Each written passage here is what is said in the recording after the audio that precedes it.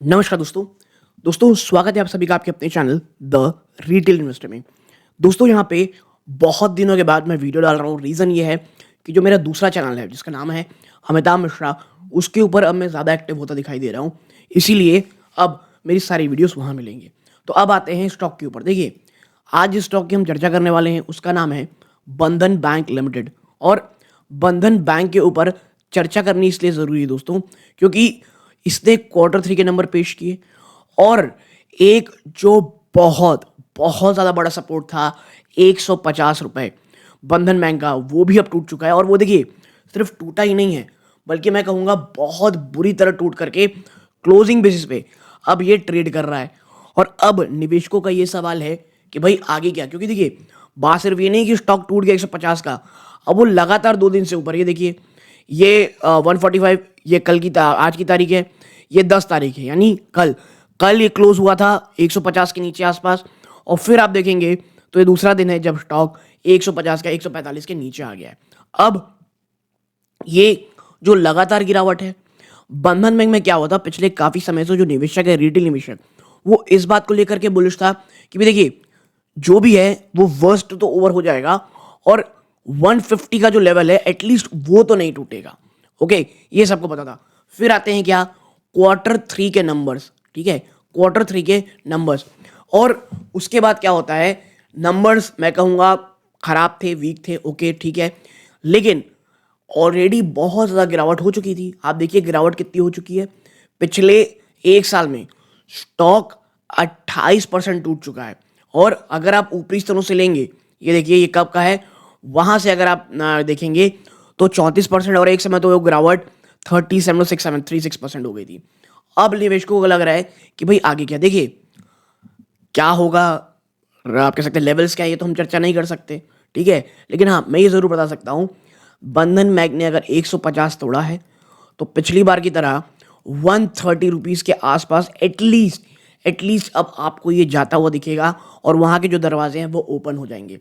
और अगर स्टॉक अगर 130 को भी तोड़ देता है फिर इसकी मुश्किलें बढ़ती हुई दिखाई देंगी। बट हाँ, ये बात ज़रूर है, जो बंधन बैंक 150 के नीचे आ गया है अब बहुत ज़्यादा वीक है। ठीक है, और आप देखिए सबसे बड़ा जो कल्प्रेट निकल के आया है वो है रिटेल निवेशक। क्योंकि जब तक बंधन बैंक, मैं बता दूं आपको, 180 से 200 रुपए के ऊपर जब तक डिसाइसिवली नहीं जाता ना, ये 20 रुपए इतने ज़्यादा बड़े मैं कहूँगा रेजिस्टेंस का काम करने वाले हैं, क्योंकि एक समय उतने ही बड़े सपोर्ट हुआ करते थे। ठीक है, तो ये चीज़ें हैं। अब जब क्वार्टर थ्री के नंबर्स कंपनी के आए हैं, जी हाँ, कंपनी क्वार्टर थ्री के नंबर पेश किए हैं, आप देखिए। अच्छा, वैल्यूएशन वाइज देखेंगे तो आपको इतना ज़्यादा अट्रैक्टिव लगेगा ये। स्टॉक की पी 9.35 पे है, इंडस्ट्री की पी 11.2 है, उससे भी सस्ता मिल रहा है। प्राइस टू बुक वैल्यू तो ऑलमोस्ट एक से भी नीचे आ गई है। जी हाँ, एक से भी नीचे ट्रेड कर रहा है। आप देखें 10 रुपए की फेस वैल्यू का ये स्टॉक है, प्रमोटर की होल्डिंग ठीक ठाक सी है 40%। ठीक है, और पित्रोस्की स्कोर 5, यानी फाइनेंशियल स्टॉक मैं कहूँगा ठीक है, मिड में। तो प्रॉब्लम क्या है, देखिए मैं आपको बताता हूँ इसकी सबसे बड़ी प्रॉब्लम क्या है। आप इसके अगर जब भी क्वार्टर नंबर पे जाएंगे ना, आप देखेंगे यहाँ पे 1 मिनट, हाँ, आप क्वार्टर नंबर पे देखेंगे, रेवेन्यू 5479 करोड़ रुपीज़ है। ओके, जो एक साल पहले से देखेंगे तो एक काफ़ी बड़ा जंप है। लेकिन देखिए, अगर आप वाकई में कंपेयर करते हैं किसी नंबर को, किसी बैंक्स को, प्लीज़ क्वार्टर ऑन क्वार्टर किया कीजिए। ठीक है, और मैं पर्सनली हमेशा कहता हूँ मुझे क्वार्टर ऑन क्वार्टर ही देखना पसंद आता है बैंक। तो आप क्वार्टर ऑन क्वार्टर देखेंगे तो आपको इसमें कुछ कमी देखने को मिलेगी। लेकिन जिस तरह के हालात चल रहे हैं, जिस तरह के लगातार एनपीएस देखने को मिल रहे हैं, लगातार डिफॉल्ट हो रहे हैं, ऐसे में रेवेन्यू का बढ़ना कम होना उतना ज़्यादा चिंताजनक नहीं है। But on the flip side मुझे ये थोड़ा सा पॉजिटिव लगता है। जी हाँ, मुझे ये अच्छा लगता है कि हाँ भाई चलो ठीक है, यहाँ पर कुछ ना कुछ पॉजिटिविटी देखने को मिल रही है, क्योंकि बैंक अब कर्जा अंधाधुंध नहीं बांट रहा बल्कि सोच समझ के बांट रहे हैं। आपकी जो आप कह सकते हैं नेट प्रॉफिट निकल के आती है at the end of day, वो 937 करोड़ से घट करके 426 करोड़ हो जाती है। कितनी? 426 करोड़ रुपीस।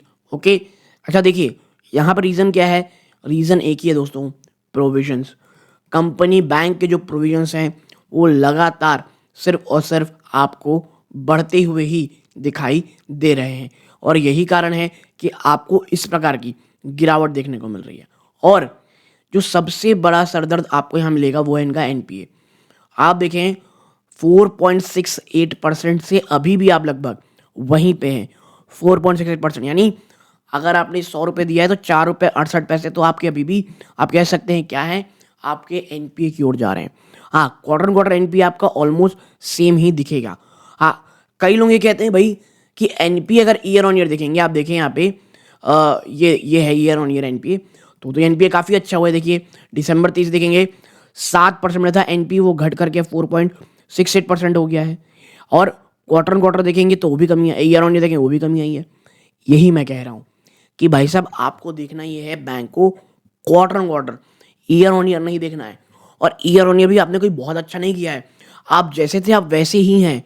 और दिसंबर देखिए, जो दिसंबर क्वार्टर होता है ना, यहाँ पर क्या चीज़ें होती हैं, डिफॉल्ट होने चांसेस सबसे ज़्यादा कम होते हैं। फेस्टिव सीजन रहता है, आपको कह सकते हैं आपके पास पैसे रहते हैं, आप किस्तों पे किस्त ज़्यादा पे करने में ज़्यादा रुचि रखते हो, तो ये चीज़ें रहती हैं। बट हुआ क्या, हर बार की तरह इस बार एफआईडीएस ने माल घटा लिया और पब्लिक ने अंधाधुंध माल खरीदा है। देखिए पब्लिक को अगर आप देखोगे 21.32%, कितना 21.32% की आपको यहाँ पर देखने को मिलेगी। और डीआईआईज भाई साहब उन्होंने हिस्सेदारी काफ़ी बेच दी, एफआईआईज उन्होंने भी हिस्सेदारी अपनी 3% के आसपास बेच दी है। तो हर बार की तरह इस बार फिर से एक ही आप सकते हैं को चूना लगा है और वो है पब्लिक। और मैं इसीलिए कहता हूँ भाई, जब स्टॉक मार्केट में इतने ज़्यादा स्टॉक लिस्टेड है, आपको बंधन बैंक ही क्यों खरीदना है, ठीक है। और वो भी तब जब बंधन बैंक बहुत ज़्यादा नीचे था, ठीक है, बाजार एक अलग ही लेवल में ऊपर ट्रेड कर रहा था। तो भाई जब बाजार नीचे आएंगे तो बंधन बैंक भी तो नीचे आएगा, और वही हो रहा है यहाँ पे, ठीक है। हाँ, मैं ये ज़रूर कहूँगा अगर आने वाले समय में कुछ रिवाइवल होते हैं, बाजार में वापस से तेज़ी आती है, तो बंधन बैंक नो डाउट आपको एक अच्छे रिटर्न देगा। लेकिन देखिए रिस्क बहुत ज़्यादा है ये, और मैं हमेशा कहता हूँ यहाँ पर सिर्फ जो भी इंफॉर्मेशन है मैं वही आपके साथ शेयर कर सकता हूँ।